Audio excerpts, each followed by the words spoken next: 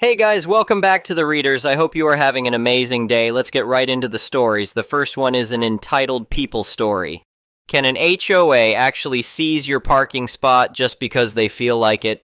That's what my neighborhood president thought when she put up reserved signs in front of my house. She expected me to roll over like everyone else, but she forgot one thing. I'm a project manager, and I keep receipts. I sent one email that made the entire board vanish into thin air by Monday morning. Want to know the 3 sentences that broke the HOA? I work as a project manager for a mid-sized construction firm, which means my entire professional life is built around one core principle. Document everything, verify everything, and never assume. That habit has saved countless projects from going sideways. I never imagined it would also save my sanity when dealing with a power-hungry HOA president who picked the wrong house to mess with. My wife and I bought our place about 14 months ago. It's a newer development, the kind with a homeowners association that handles landscaping of common areas, enforces architectural standards, that sort of thing. When we were in the closing process, most buyers I know just skim the HOA documents and sign. I actually read them. All of them. Took me 2 evenings and a Saturday morning, but I read every page of the covenants, the bylaws, and the rules and regulations document. I also hired a surveyor to walk the property line with me before we finalized the purchase because in my line of work you never trust a verbal description of a boundary. That surveyor visit turned out to be the most important thing I ever did. The spot in front of our house is a standard on-street parking area, the kind you see on every residential street in the country. What most people don't realize in our neighborhood, and what I learned from the surveyor, is that the property line for corner and non-corner lots on our street extends all the way to the curb, meaning the strip of grass between the sidewalk and the street, the driveway apron, and the area directly adjacent to the curb in front of our house. All of that is technically part of our private lot. It's an easement situation common in planned developments, and the city maintains the road itself, but the land directly abutting it on our side belongs to us. I confirmed this with the surveyor, and he pointed it out on the official plat map that was recorded with the county. I filed that plat map away in our home records folder and didn't think about it again, until the cones showed up. I should tell you a little about the HOA board president before I get to that part, because understanding her character is important context for everything that follows. She's been on the board since the neighborhood was built, and from what other neighbors have told us, she's been the president for the last 3 years running, because nobody else wants the job badly enough to challenge her. She is the type of person who sends a passive-aggressive note to your door because your trash bins were visible from the street for 4 hours on a non-trash day. She drives an immaculate white SUV that she parks in her driveway with the kind of precision most people reserve for backing into a space at a car show. She patrols the neighborhood at least twice a week with a clipboard taking notes. I had one direct conversation with her in my first month after moving in when she stopped me while I was trimming my hedges to inform me that the hedge height was approaching the upper limit in the HOA guidelines. The hedges were fine. I measured them afterward. They were 4 inches below the limit. I just nodded and said I'd keep an eye on it, and she moved on looking satisfied. I mentally logged her as someone to keep at arm's length. So that's the setup. Now here's what happened. It was a Friday evening in late October. I had worked a full week, stopped at the grocery store on the way home, and pulled onto our street with a back seat full of bags. I was planning to park in front of the house, grab the bags in 2 trips, and spend the rest of the evening doing absolutely nothing. What I found instead were 2 large orange traffic cones blocking the space, with a laminated sign zip-tied between them that read, "Reserved for HOA business, do not park." I sat in my car for a moment just staring at it. My first instinct was annoyance, but I didn't let it take over. Instead, what I felt was something more like professional curiosity. Who authorized this? What rule permits it? And why specifically in front of my house? I ended up parking 2 blocks away and walking back with all the groceries, which was not how I wanted to end my Friday. But as I walked past the cones, I stopped and looked at them carefully. They were brand new, the kind you'd buy from a commercial supplier, not borrow from a construction site. The sign was professionally laminated, not a handwritten note slipped into a plastic sleeve. Someone put actual effort into this. I set my groceries down on my porch, came back out and spent 5 minutes taking photos. I got the cones, the sign, the distance from my driveway, the house number visible in the background. All time-stamped by my phone. Then I went inside and put the groceries away. My wife asked what was going on and I told her. She wanted to just move the cones. I said let's wait. After dinner I sat down and pulled up the HOA's governing documents, which I still had saved as PDFs. I went through the parking rules section carefully. There was nothing, not a single line, that gave the board authority to reserve on-street parking spaces for HOA business. The board had authority over common areas, which were clearly defined as the pool area, the small park near the entrance, and the landscaped medians. The street in front of my house was not mentioned as a common area anywhere. I drafted a message to the HOA board that evening. I kept it short and genuinely polite because I wasn't accusing anyone of anything yet. I said I'd noticed the cones and sign placed in front of my property and that I'd looked through the governing documents but couldn't locate the rule authorizing reserved parking for board use. I asked if they could point me to the specific provision so I could understand how the policy worked. I hit send and didn't expect much back until Monday. She replied the next morning before 9. The response was exactly what I expected from someone who believes authority flows from confidence rather than documentation. She wrote that the board has broad discretion to manage community spaces for the benefit of residents, that the reservation was temporary and related to a community event, and that she appreciated my cooperation.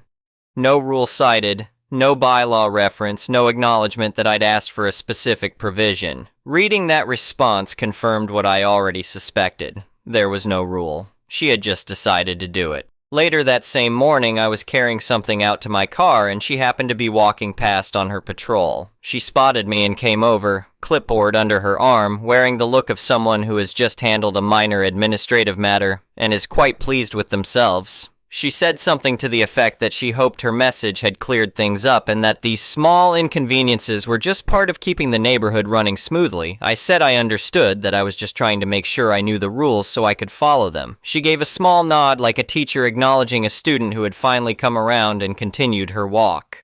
I watched her go. Then I went inside and got to work. I pulled out our physical home records folder, the one I keep in the fireproof box, and found the plat map from closing. I spread it on the dining room table and looked at the boundary lines for our lot. Clear as day, the eastern boundary of our property ran along the inside face of the street curb. The area where those cones were sitting was inside our property line. But I wanted more than a private survey. I wanted public record. I went to the city's website and found their GIS mapping portal, the publicly accessible one that any citizen can use. I typed in our address and pulled up the property overlay. The boundary lines on the city's map matched our survey exactly. The land where the cones sat was shaded as part of our private parcel. Then I called the city's public works line. A clerk picked up and I asked a simple question. Were the streets in our neighborhood public roads maintained by the city, or were they private roads under the jurisdiction of the homeowners association? She checked, came back, and confirmed they were public roads, maintained and owned by the city. The HOA had no authority over the street or its adjacent right-of-way. I wrote down her name, the date, and the time of the call.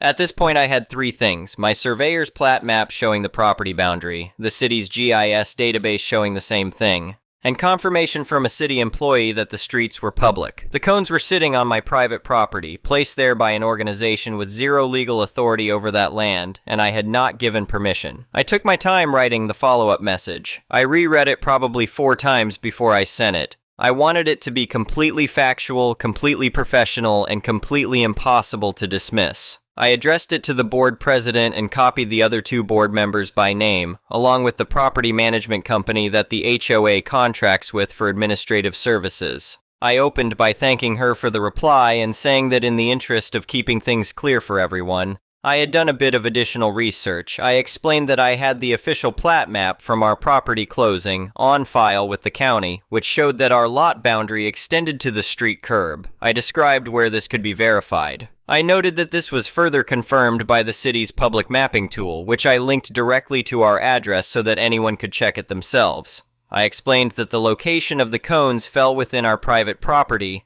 Then I added the piece about the public works confirmation. The streets in our neighborhood were city-maintained public roads. The HOA had no governing authority over them. I laid all of that out in plain language and then said that given the board's stated interest in compliance with community rules, I wanted to flag that the current situation involved HOA owned equipment sitting on my private property without my permission. I asked that the items be removed within 24 hours. I also mentioned, politely but clearly, that if the items were still there after that window, I would assume they had been abandoned and would handle them accordingly, and I noted that any future placement of objects on my private property without my consent would be treated as a property rights issue. I sent it on a Saturday afternoon. No reply came Saturday evening, none Sunday morning. I checked the window Sunday afternoon and the cones were still there. I wasn't surprised. I think she needed a day to sit with it, to check with someone, to maybe read through the governing documents herself looking for something she could use. There was nothing there to find.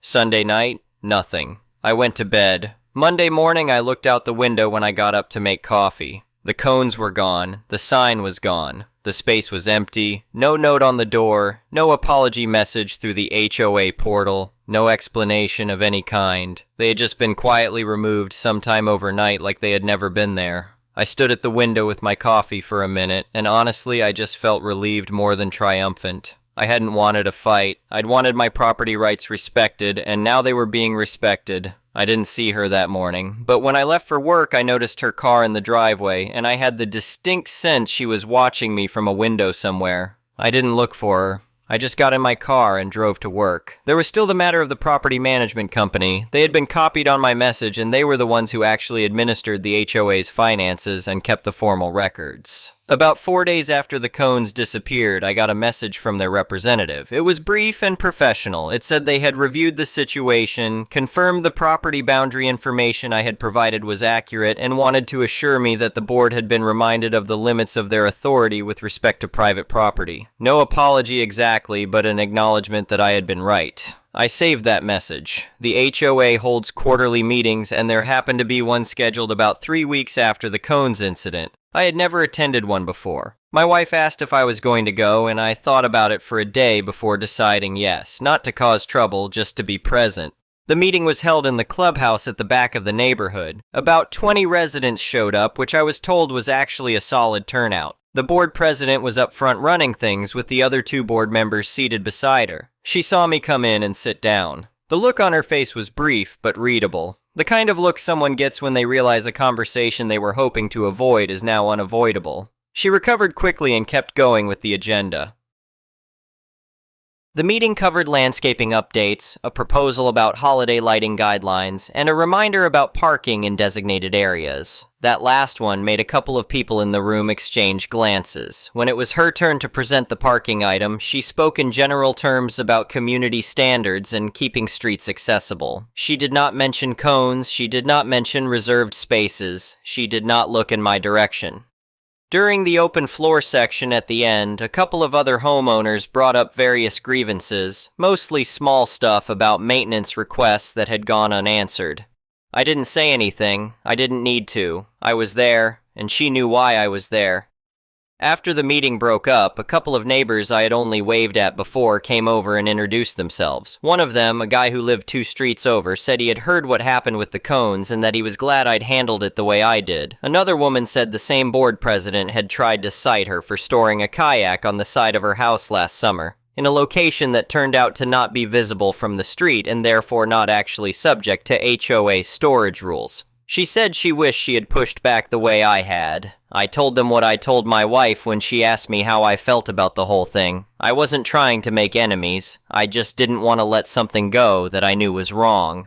If the rule had existed and I had been in violation, I would have moved my car. That was never the issue. The issue was someone using borrowed authority to do something she had no right to do, and assuming people wouldn't check. People sometimes don't check. I do, professionally and personally. That's just how I'm built. A few weeks after the meeting, I had a situation at work where we needed to pick up some heavy material for a project I was doing at home on the side. I rented a truck for the weekend, came home with a load of flagstone I was planning to use for a patio project in the backyard. I pulled up in front of the house, backed the truck as close as I could, and spent a solid hour unloading those stones onto a pallet in the driveway, right there in my spot, in front of my house, on my property. It was a Saturday morning and the neighborhood was fairly active, people walking dogs, a few kids on bikes. I was out there in my work clothes moving flagstone, and at some point I became aware that there was someone watching from a car parked further down the block. I didn't make a production of noticing, I just kept working.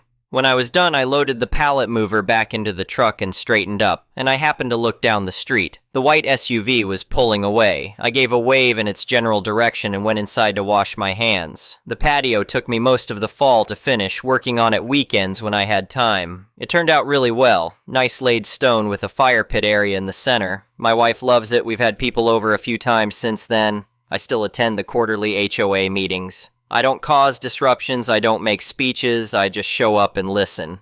The board knows I read the governing documents. The property management company knows I'll escalate through proper channels if something is handled incorrectly. That awareness, I think, is its own kind of deterrent. The board president and I have not had a direct conversation since that morning on the sidewalk when she told me the small inconveniences were just part of keeping the neighborhood running smoothly.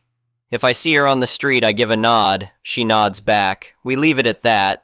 I don't bear her any actual ill will. I understand the type, the person who discovers a little power and mistakes it for authority over everything in sight. It happens in workplaces, in volunteer organizations, in neighborhood associations. The only reliable check on it is someone who knows where the actual lines are and is willing to point to them clearly when they get crossed. I spent years learning to read blueprints, surveys, contracts, and specifications. I spent those same years learning that the most effective response to someone exceeding their scope isn't a shouting match. It's documentation. It's confirmation from authoritative sources. It's a clear, factual statement of the actual boundaries, delivered in writing, with copies to everyone who needs to know. The cones were back in the HOA storage shed within 24 hours of that message going out. My parking spot has been unobstructed every single day since, and when I pull into that spot after a long week of work, or back the truck in when I have something heavy to unload, there is a particular small satisfaction in knowing that the ground beneath my wheels is unambiguously, documentably, officially mine. That's not a small thing. That's exactly the thing. I should mention one last detail because a few people asked me about it when I told this story to friends. They wanted to know if I ever found out what the community event was that supposedly required a reserved spot in front of my house. There was no event. There was no event before the cones went up, and the board never scheduled one after. The cones were there to block my parking spot, full stop. Why my spot specifically, I can only speculate. Maybe I parked somewhere once that she thought was inconvenient for her route. Maybe she just felt like asserting herself over the new guy on the block. I don't know, and honestly it doesn't matter. What matters is she assumed the new homeowner hadn't read the documents, hadn't reviewed the survey, and wouldn't push back. She was wrong on all 3 counts. That plat map is still in my home records folder in the fireproof box, exactly where it's always been. I've never needed to pull it out again. But knowing it's there, knowing exactly what it says and what it means, is a good feeling. The next one is a malicious compliance story. I, a 38-year-old male over-the-road trucker, was at a truck stop about 150 miles from my destination and about 30 miles from a DOT way station. This other driver was getting fuel, and as he was, I noticed he had hazmat on his trailer, as evidenced by the placards he was displayed on said trailer. Upon further look, however, I noticed that he had 1 placard displayed sideways, 2 others upside down, and 4 others mounted with duct tape. As someone who has been in the industry for over a decade, I knew the above was not correct, and I wanted to help him out to make sure he didn't get dinged by the DOT, Department of Transportation, for incorrect display. I approached him, was friendly about it, and said that his placards were mounted wrong, and, us being in my home state, I knew how DOT operated around there. Told him he might want to fix it before he left. He asked me how long I had been driving, and I told him I had a decade. He scoffed and said that he had been driving for only 2 years, but knew better than me, and said while he appreciated my advice, told me to run my own truck the way I see fit, and let me do my job my way, so I complied. Wished him well and went inside to grab something to eat. Fast forward a couple of hours later when I go to take off. I head south, and right before I get to the state border, there's a truck weigh station. As I'm approaching, my stomach starts turning cartwheels, forcing me to exit to use the restroom. There, in the parking lot, is the guy I spoke to at the truck stop, ripping his placards off his truck with a DOT officer standing beside him with new ones and a roll of clear tape. I asked him what happened. He scowls at me and said, "I got an improper display out of service ticket." I asked him how much that was. He said it was $2,500, 15 points to his CSA score, the scorecard used for truck driver evaluations along with company evaluations, and 15 points to his company's CSA score. Officer approached me and asked me how I knew the guy. I told the DOT officer that I tried to help him to avoid that situation, but he said he knew more than I did, despite me having 8 years more experience than he did. Officer laughed and told the guy, "Maybe you ought to listen to people, especially when they are trying to save you money." The next one is an entitled people story. Seeing a few stories on here made me think about when my dad died and everything leading up and after it. Trying to hide some of the identifiable details in case someone I know comes across this, but just case a specific person does, I just want you to know I haven't forgotten and I will not forgive. I'm the accident child. Dad had kids from a previous marriage and didn't want any more, and my mom was never supposed to get pregnant due to having tumors removed from her ovaries. But as the 80s slowly bleed into the 90s, I came along. Thankfully, my parents never treated me with contempt like many accident babies are treated, but my sister sure did. Over a decade older than me, she never liked me. She put on a decent facade, but everyone knew she didn't care for me. The only time I can remember her being truly nice to me was when my grandfather died and the one time she drove me to the airport. She damn near hated my mom. She had it stuck in her mind that my mother broke up her parents' marriage even though our dad didn't meet my mother until years after the divorce. Hell, my dad's ex-wife and my mom became, and still are, really good friends. So no one ever understood where that idea came from. In the early 2000s, my dad got sick. The kind of sick where everything happened at once. He ended up in a coma for a month and wasn't expected to make it. Somehow he pulled through but became permanently disabled and was forced into retirement. After being in the hospital and rehab for a few months, he came home. Since the government stops caring about you when you are no longer able to make them money and can only take money from them, I moved back in with my parents to help out. For 2 years, I worked full-time, went to school full-time, and assisted my dad. Mom and I would take turns taking care of him during the week, and every weekend I would watch him for 8 to 10 hours while Mom went to work. All their money had gone to his bills, and if it wasn't for the fact that their house was paid off, they would have lost it. So Mom and I were the bill payers while Dad rested in his chair, doped up on meds, watching reruns of TV shows he had seen countless times before. I'm gonna spare some of the details, but most of my time with my dad was helping go to the bathroom and clean him up, help him shower, and clean him after he didn't make it to the bathroom, or when he vomited on himself due to the cocktail of medicine he was on. When I was in my late 20s, most people thought I was 40 from all the stress. I'm almost 40 now, and I look younger and better than I did 10 years ago.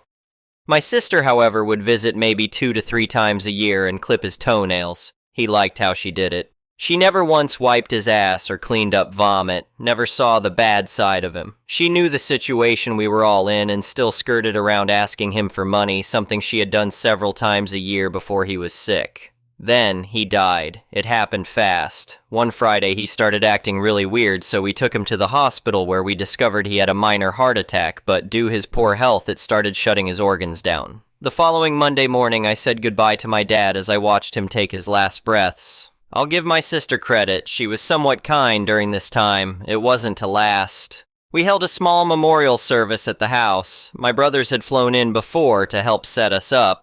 Dad didn't have a will, but we knew what he would have given us as he told us before. It wasn't much since Mom was still alive, but we divided up his possessions amongst us peacefully, setting aside things for our sister. When she arrived, she immediately began walking through the house claiming dibs on everything and becoming mad when she wanted something that was already promised to us. For example, his gun collection was to be split between one of my brothers and I as we served in the military and were the only ones with any interest in guns, but she was upset she didn't get one. She even tried claiming things that belonged to my mother that we put a stop to.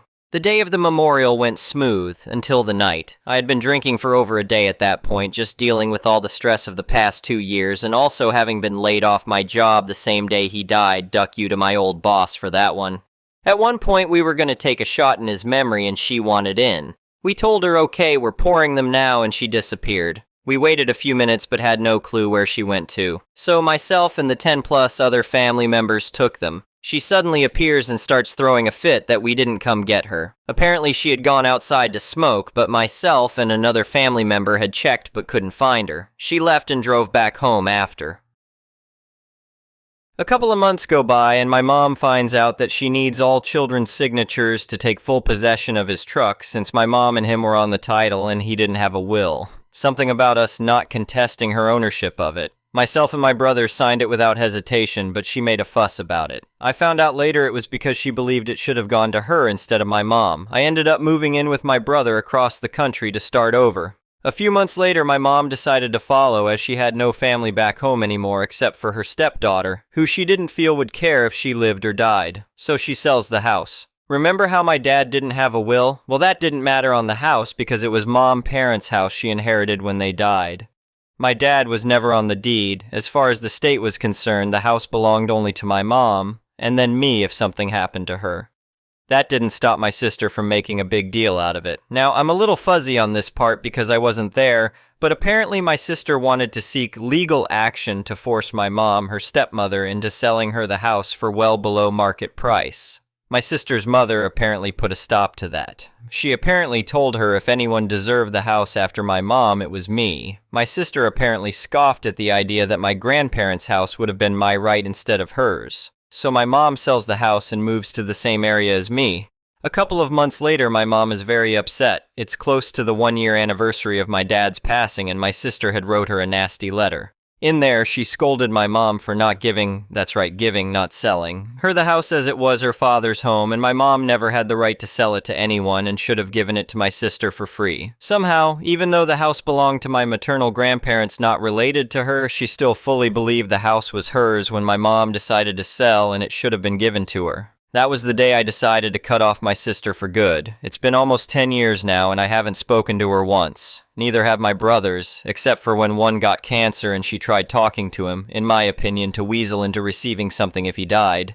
But he's been in remission for years now, and as far as I know, she no longer contacts him. In that time, I've gotten married and had 2 beautiful daughters. Never heard from my sister once during any of this. My mom lives with us now. She's in her 70s but looks 50, and gets to see her granddaughters every day. She has many friends and an active life. I haven't seen her this happy in years. I'm sure my sister would hate to know this. As for me, I don't plan on ever talking to her again. I told my wife the only way she'll ever meet her is during a funeral. And even then, she probably won't talk to me because she always considered me the accident who took her dad from her. Even though she's been married twice, she still doesn't understand how families and custody works after divorce. If I die before her, though, she'll be glad to know I'm leaving something for her. It'll be a nice epoxy display with my 2 middle fingers and an ass cheek just for her. The next one is an entitled parent story. During February vacation, I took my daughters to the Children's Museum in Boston. To set the scene, there's an area called the Raceways where kids send golf balls down ramps and can build their own ramps to learn about movement. It's my 2-year-old's favorite area whenever we go. Because it was school vacation week, the museum was more crowded than usual. There was a line forming for the big ramp where kids drop the balls from the top. As we got closer in line, a boy in front of us, I'll call him Caillou, who looked about 5 or 6, had a whole pocket full of golf balls and was slowly tossing them down the ramp one by one. He had been doing this for around 5 minutes, which is a long time when other kids are waiting. An older woman standing next to him, who I initially assumed was his guardian, tapped him on the shoulder and said something like, "Sweetheart, it's time to give other people a turn. They've been waiting."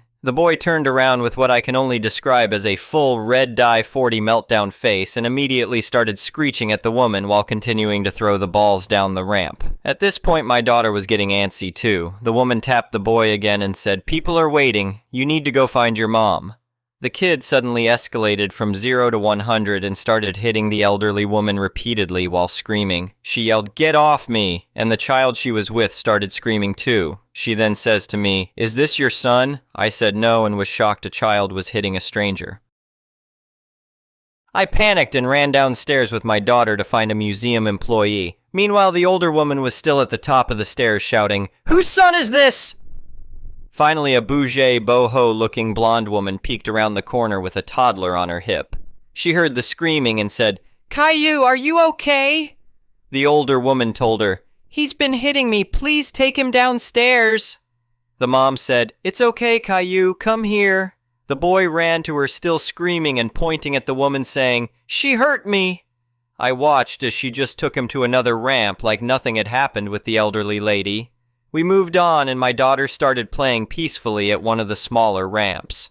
A few minutes later, Caillou comes over, rips a ball out of my daughter's hand and knocks her over. She starts crying. At this point, I am pissed. Where the F is Mom? She's nowhere in sight, and the kid is going around ripping balls out of other kids' hands so he can have a pocket full of them. No one's saying anything. I grab my daughter and go looking for the mom. I find her in the bubble room with her other child completely out of sight of where Caillou is playing. I go back to a museum employee, explain what's going on, and lead her over to the mom. The mom says, "He's really so sweet. He just gets overwhelmed in places like this because he has autism." Then, with the employee standing there, she asks Caillou if he wants to leave. Caillou yells, "No!" She responds, "Okay, then we can stay." She tells the employee that he doesn't want to leave and that she respects that decision. The employee tells the mom she needs to be in his line of sight. At this point, I was honestly just standing there dumbfounded. I'm usually not the type to confront people, but this was my third encounter in the wild with someone using autism as an excuse for bad parenting, and it especially triggers me because I have autism and so does my oldest daughter, and there was no consequence.